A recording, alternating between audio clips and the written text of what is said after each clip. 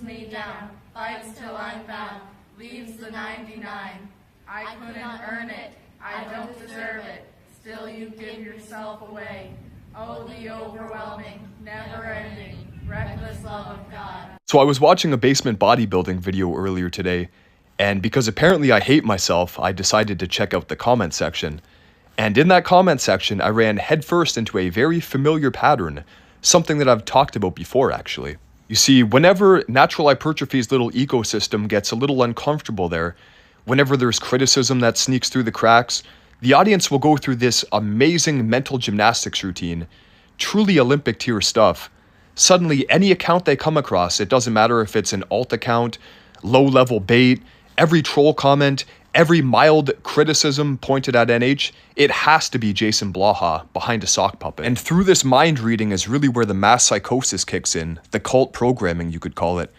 Because they're not really doing a good faith investigation, of course, this is simply enemy creation. You take an unknown, you slap a hated name onto it, and now you've got a villain. And now the tribe can all rally together. To state once again, this is cult-like behavior. This is about in-group cohesion and an out-group enemy. You create the threat, it can be real, it can be imagined, it can be a minor bit of criticism, it can be a troll account, and suddenly everybody's unified. There's no introspection required. You simply point the finger outwardly and you say, that guy did it. And the funniest part, the irony behind all of this, these are the same people that like to proclaim that they're living rent-free in the heads of others. If all you can do is talk about this guy, if you can't go over to a Basement Bodybuilding's video, GVS, and say something informative or riff off what he's talking about, say, hey, I'm making my own 2026 list here, you know, whatever the topic may be, which, by the way, I might have my own in the pipeline here, folks. I'm not sure the directions my channel might take, but just a heads up there.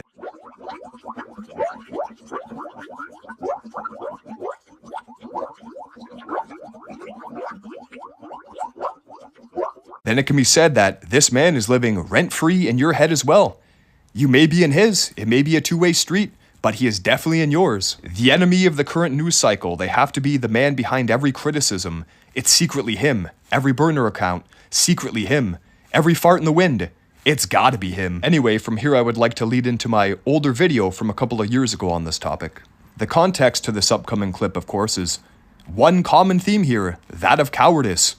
That of, you know, we will believe anything gullibly when it suits us, but when there's hard evidence in front of our face, when there's an uncomfortable truth in front of our face, nah man, I'm just not seeing it myself. Why is it that you guys believe you'll watch a natural hypertrophy video and you'll see any account with an alt name and say, haha, that's Jason Blaha. Oh yeah, he's watching NH again. Undeniable proof. Blaha is tuning in, right? You're that naive on some things, but you're not on this. It's like, why do you guys think that lifting your arms up and doing a curl is you fighting evil? You're an anime character, bro. You're so brave. You have the caricature of evil in front of you. You have these people that are so dumb they are literally the caricature of Nazis, and you are too pussy to do anything. Anyway, folks, I'd like to pivot here to talk about the current wave of fanboys floating around the fitness side of YouTube here, because a lot of people seem very confused about why things look the way that they do right now. And to be clear with you, I don't actually fault most of these people, because a lot of them, they're newcomers, they're Johnny-come-latelys. They weren't here for the early days, and believe me, there was a time where the Basement Bodybuilding comment section was actually pretty good. I actually liked going over there because it kind of reminded me of just being on like a bodybuilding forum, just people talking shop. Time before, not every comment was vying for the top spot to jump on the hate this guy of the day train, before these comment sections turned into nothing but a dopamine farm. This kind of viewer, they got here through a pipeline. The drama channels, the Greg Doucettes, onto the Solomon Nelsons, and from there eventually they wash up on the shores of the noble Natties. And through this process, finding themselves here, they're now trying to fit this puzzle together retroactively. They are completely mind-warped as to what had actually happened. And do they care? Will most of them even look further?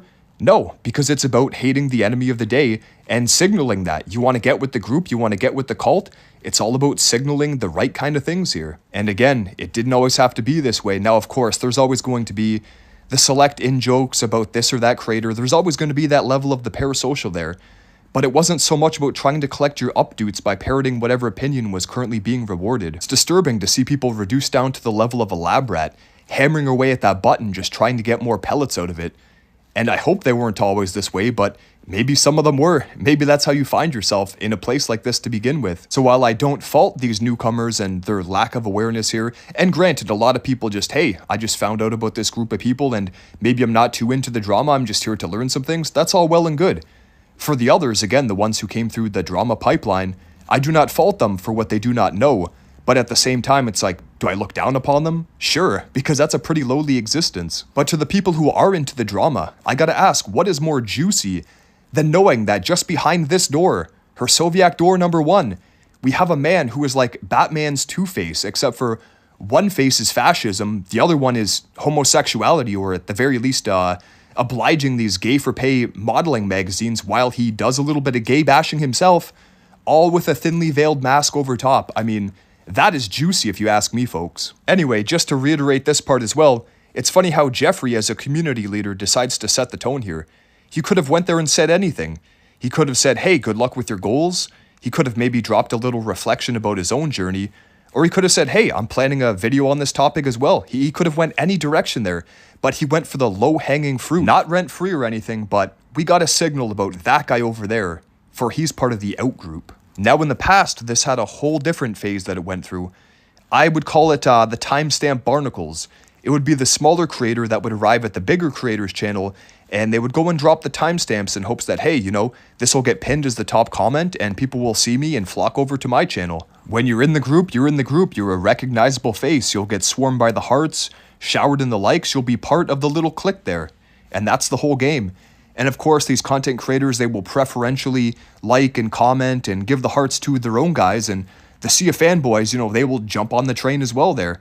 And on that note as well, this actually reminds me of, we could talk about a little bit of a manufactured consensus here that I saw early on with Boost Camp, who sponsors most of these guys. Now, there was a time early on into Boost Camp there, before they really cracked down on things and before they had the flood of the fanboys. It felt a little bit more grassroots. Hey, you know, there's this new training app. If you want to check it out, yada, yada. You'd see honest reviews there. You would see 5 stars, 4 stars, 3 stars, all the way down the board. Now, I remember that there was a time where Jeffrey was sitting at maybe a 3.5, 4-star rating, good, bad, you know, an even spread there. There weren't too many reviews, so probably he would have been bumped up over time. It would come out in the wash. But I'd noticed that many of these negative reviews were taken down. And these were by people that claimed they ran the program. And they were being replaced by all these fanboys, these people that will bounce back and forth between the creators. Go and give this guy a 5-star. I'll go over there and hand one out to that guy. Doesn't matter if I actually ran the program or not. It's about going around and collecting these like they're Pokemon badges. I gotta give the 5 stars to all my favorite guys here. So this is just a way in which, again, honesty is being replaced by this fake consensus, by this parasocial relationship. But again, it's all cult behavior. It's all in-group, it's all out-group, it's all about what gets the engagement, what gets the algorithm flowing, and that happens to be drama. That's the lowest common denominator where many fandoms find themselves at, and it's not really the drama that they want. Not the genuinely ugly stuff, not the neo-Nazi weirdos, not the guys openly hating gay and black people. All that can get swept under the rug, because it goes against our camp. Now, Mr. Mike Israel, Dr. Mike, he is so terrible because he said that there were differences between groups of people. Interesting. Talking on the fanboys here, now, Natural Hypertrophy had a whole army, and a lot of them were openly Nazi, a lot of them were crazy incel types. There was this one guy, actually, his name was Pepe Hydra, a huge defender of natural hypertrophy, and he did it for free. You could see him all over his pseudo-philosophical rants and his talks about women. All this guy was talking about was the word salad this and the overman that and I'm the Chad. Took one search of his name, just like with her Soviak, one little search, and you could dig up quite a lot. These old Reddit threads from these subreddits that were removed for extremism, they're bashing women, they're getting into all this crazy incel shit. Now, this type of viewer is not a representative of the audience or of the creator, but this is the same kind of guy who goes in the comment sections and talks about don't black pill and you can grow forever and, you know, the overman ideology, we're all such strong men. It's just funny sometimes when you look behind the avatar and see who is really speaking sometimes. And then we've got these guys like the weakest Serb. Over there, big GVS defender, big NH defender. Now he's in the Jonathan Warren comments and he's trying to run cover for her Soviak. It's like, buddy, why are you even invested in any of this? Just go out and touch a barbell for God's sake. Like, holy fuck, bro. First of all, you do not remember correct. That is not it at all. In fact, again, I do not even remember the photo that you're speaking about there. This is a second-hand lie handed down to you. I don't even think you were around for the time. And what's with you saying, yep, at the end, as if to affirm your own statement? Like, Christ, man, I don't even want to insult you. I just want to see you do better. Genuinely. Like, the name Weak as Serb, it's supposed to be ironic because you're strong, bro. You gotta get there first before you try to own the handle. Like, come on, man, disconnect and actually lift a weight.